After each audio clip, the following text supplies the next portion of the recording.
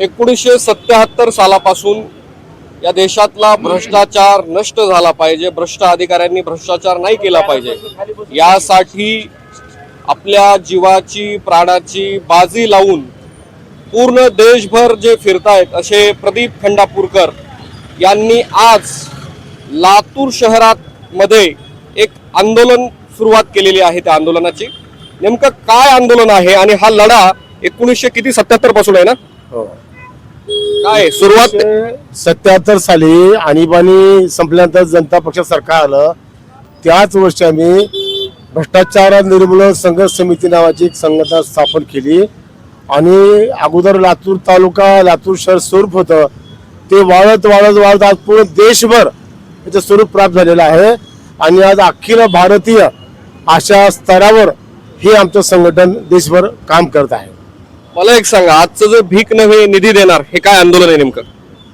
हा विषय प्रामुख्याने असा आहे की या महाराष्ट्रामध्ये हे भ्रष्ट आरटीओ, हे भ्रष्ट महामार्ग पोलीस, हे भ्रष्ट ट्रॅफिक पोलीस या वाहनधारकाची अडवणूक करत आहेत, त्यांना लाच मागत आहेत। लाच नाही दिली तर त्याची चावी कटवून घेणे, त्याला शिवीगाळ करणे, गाडी डेपोत घालणे, चुकीच्या पद्धतीने ऑनलाईन देणे, एका ओळखीच्या काट्यावर त्याचं वजन करणे आणि असा त्रास देणे, याच्यामुळं वाहनधारक कमालीचा संघर्षात सापडलेला आहे। बऱ्याच वाहनधारकांनी आपले वाहनं विकलेली आहेत, काही लोकांनी आत्महत्या केलेली आहेत। एक प्रामुख्याने सांगतो, हे माझ्या अनुभवाचे बोल आहेत, जेव्हा आरटीओ नोकरीला लागला याचं वजन होतं 55 किलो आणि 5 वर्षामध्ये लोकांची लाच खाऊन याचं वजन झालं 80 किलो आणि जो वाहनधारक होता तो घरचा खूप चांगला होता, त्याचं वजन 80 किलो होतं आणि गेल्या 5 वर्षामध्ये आरटीओला, महामार्ग पोलिसला, ट्रॅफिक पोलिसला, बँकेला, फायनान्स कंपनीला, सावकाराला पैसे देऊन त्याचं वजन झालं 55 किलो। रात्र घर विकलं, शेती विकली, त्याचे मुलं जिल्हा परिषदला आहेत आणि आरटीओचे मुलं मोठ्या शाळेत आहेत। आरटीओला गाडी, बायकोला गाडी, मुलाला गाडी, याच्या बायकोच्या अंगावर 25 किलो सोनं, घरामध्ये 2 किलो सोनं, मोठं बँकमध्ये अकाउंट, अशा पद्धतीनं या महाराष्ट्रामध्ये वाहनधारकाची लूट चालू केलेली आहे।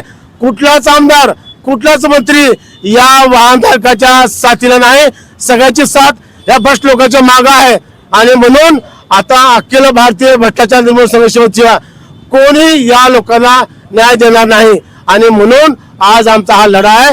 आणि आम्ही गांधी चौक पीआयला पत्र दिलं, त्यांनी म्हणले भीक मागणं हा कायद्याचा गुन्हा आहे, म्हणून आम्ही भीक नव्हे यांना देणगी स्वरूपात त्यांना पैसे द्यायचे, त्यांच्या बायकाला साडे, त्यांच्या बायकाला कपडे, अशा पद्धतीचा निषेधाचा आमचा हा कार्यक्रम आहे आणि म्हणून राज्याचे प्रमुख सगळे जिल्ह्याचे आमचे अध्यक्ष या ठिकाणी उपस्थित झालेले आहेत। म्हणजे या आंदोलनाची सुरुवात लातूर या ठिकाणून सुरू झालेली आहे आणि आज तुम्ही जो आहे भीक नव्हे तर निधी गोळा करून आरटीओना देणार आहात का?